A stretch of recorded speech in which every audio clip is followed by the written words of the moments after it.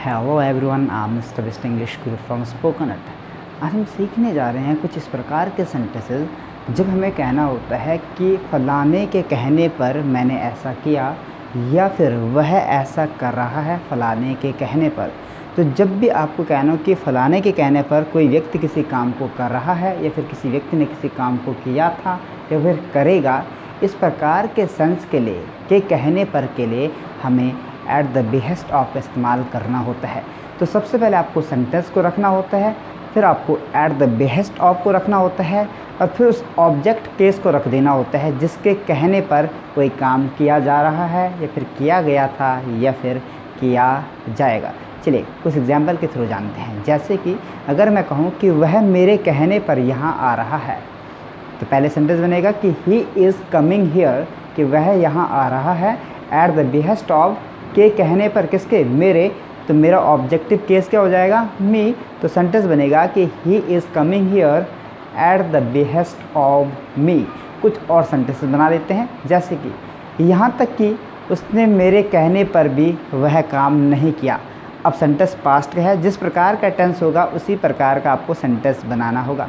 कि यहाँ तक कि उसने मेरे कहने पर भी वह काम नहीं किया, या फिर वो काम नहीं किया। तो पहला सेंटेंस बन जाएगा कि even he did not do that work at the behest of me. इस प्रकार से आपको सेंटेंस बनाना होगा। एक और सेंटेंस लेते हैं, पास्ट का ही सेंटेंस बना लेते हैं कि उसने अपने दोस्त के कहने पर पैसे चुराए। उसका मकसद पैसे चुराने का नहीं था, लेकिन उसके दोस्त ने कहा, इसलिए उसने अपने दोस्त के कहने पर पैसे चुराए। पास्ट का सेंटेंस है, बन जाएगा he stole money at the behest of his friend. किसके कहने पर? हिज फ्रेंड, मतलब उसके दोस्त के कहने पर। तो he stole money at the behest of his friend. जैसे कि यदि यूट्यूब चैनल की बात करें तो मुझे बनाना भी नहीं आता था, लेकिन मेरे कुछ स्टूडेंट्स ने मुझे फोर्स किया कि सर यूट्यूब चैनल बनाइए बनाइए बनाइए, कुछ वीडियोज़ डालिए उसमें। तो मैं यही कहूँगा कि यदि आज मैंने यूट्यूब चैनल बनाया है तो किसके कहने पर? अपने स्टूडेंट्स के कहने पे, या फिर जब मैंने शुरुआत की यूट्यूब चैनल बनाने की तो अपने स्टूडेंट्स के कहने पे।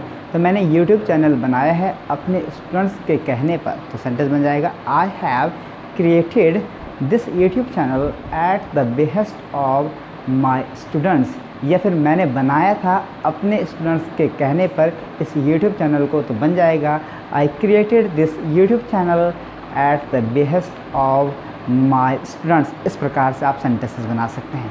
जैसे कि कुछ और सेंटेंसेस, कुछ और एग्जांपल लेते हैं। एग्जांपल है कि मैं किसी के कहने पर, किसी के भी कहने पर इस काम को नहीं करूँगा। सेंटेंस फ्यूचर का है, विल का इस्तेमाल करना होगा। पहले सेंटेंस को रखते हैं, सेंटेंस बन जाएगा कि I will not do this work, I will not do this work at the behest of anyone.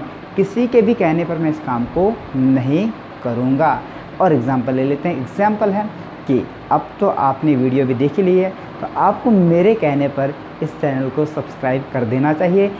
तो सेंटेंस बन जाएगा you should subscribe the channel and share also. Share भी करना आपको, तो you should subscribe the channel and share also at the behest of me.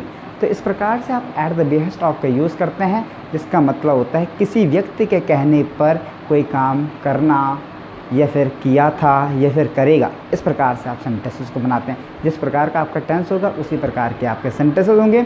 उसके बाद at the behest of, और जिसके कहने पर काम किया गया है या फिर किया जा रहा है, फिर किया जाएगा, उस ऑब्जेक्टिव केस को आप रख दीजिए। सेंटेंस आपका कंप्लीट हो जाएगा। तो इसी प्रकार से मैं आपके लिए और भी सेंटेंसेस और भी नई नई ग्रामर लेकर आता रहूँगा। तब तक के लिए कीप प्रैक्टिसिंग। नमस्कार।